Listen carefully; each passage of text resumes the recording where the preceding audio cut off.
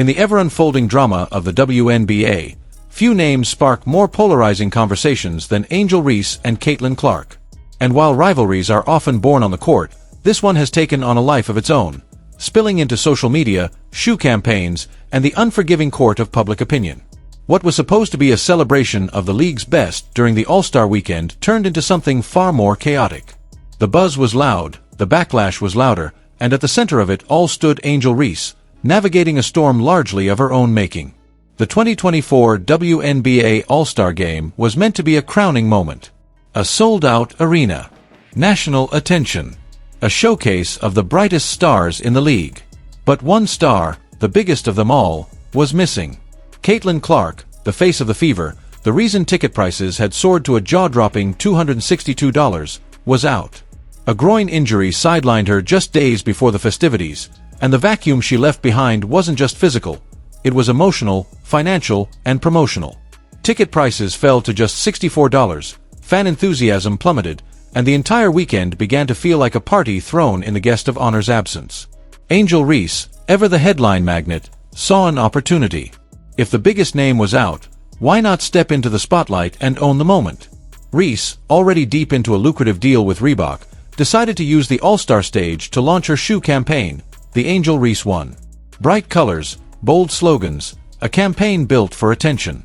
But it wasn't the shoes that got people talking. It was the messaging behind them. On Instagram, she posted, "I'm in your city. Walk in your trap. Take over your trap." To the untrained eye, it may have seemed like simple promotional bravado. But to fans, already disappointed by Clark's absence, it read like a tone-deaf jab at the hometown hero. And they didn't hesitate to let her know. What might have worked as a confident branding play on any other weekend landed with a heavy thud in Indianapolis. Social media turned fast and hard. Fans accused Reese of being opportunistic, trying to hijack a weekend built around someone else's fame. The phrase, "she's not Caitlin Clark," echoed across Twitter threads, TikTok comments, and YouTube reactions. One user summed up the sentiment with brutal clarity: "She's eaten up with jealousy and self-doubt. If she wasn't so full of hate, I would actually feel sorry for her." It wasn't supposed to be like this. The roots of this rivalry stretch back to college. Both players emerged from the elite 2020 recruiting class, Clark at Iowa, Reese first at Maryland and later transferring to LSU.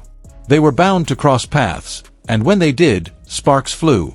In the 2023 NCAA championship, Reese's LSU team beat Clark's Iowa, and Reese famously delivered the "you can't see me" taunt before pointing to her ring finger. It was a viral moment, polarizing in its interpretation. Some saw it as swagger. Others called it petty. Clark. She brushed it off, even defended Reese in interviews. That's how she's always handled it: distant, reserved, focused on her game. Reese, meanwhile, leaned into the drama. She became the loud one.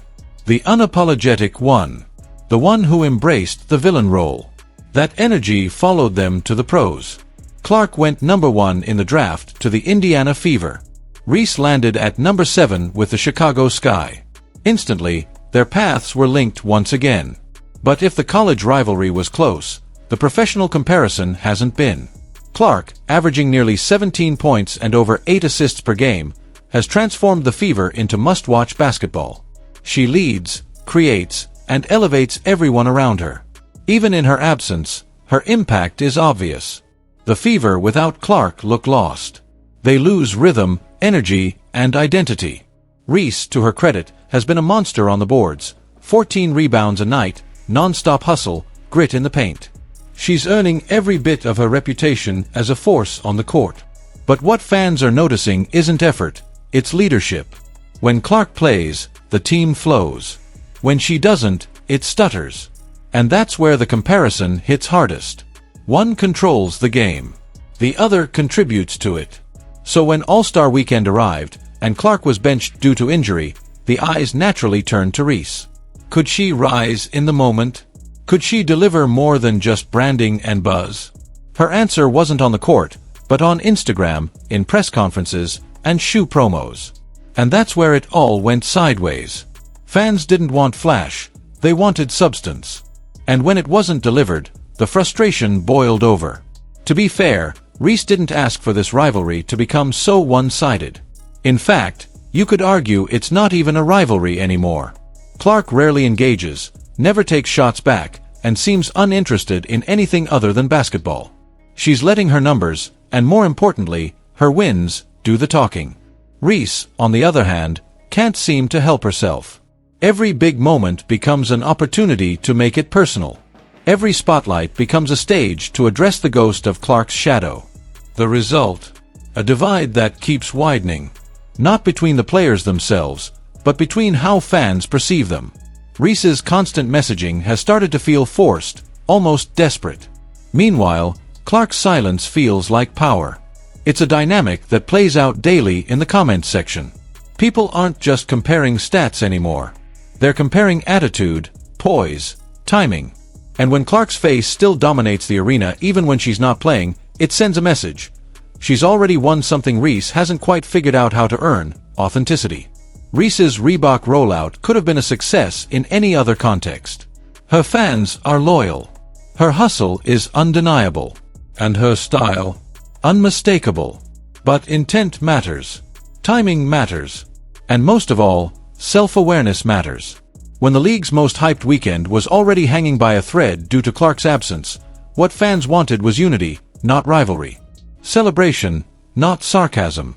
Instead, they got a marketing blitz wrapped in bravado and perceived as shade. And once public opinion shifts, especially on the internet, it can be ruthless. Suddenly, Reese wasn't just being criticized for her posts, she was being mocked. Memes, TikToks, hot takes on ESPN, everyone had something to say. And most of it wasn't kind. The shoe promo turned into a symbol, not of empowerment, but of trying too hard. Fans weren't just comparing stats anymore, they were questioning character. That's not to say Reese can't bounce back. She's resilient, tough, and clearly knows how to generate attention. But the lesson here is clear. Attention doesn't always mean admiration. Popularity doesn't equal presence. And trying to fill the shoes of someone like Caitlin Clark, especially while launching your own, is a gamble that can easily backfire. Clark, for her part, continues to stay quiet. She sat on the sidelines that weekend, cheering her teammates, coaching, clapping, doing everything but drawing attention to herself. And yet, somehow, she remained the main character in a drama she never even entered. That's the power of presence. That's the influence of legacy being built in real time. So where does this go from here? Can Reese carve her own lane without constantly chasing Clark's shadow? Will the league embrace both stars equally, or will this rivalry continue to dominate headlines even when one side refuses to play along?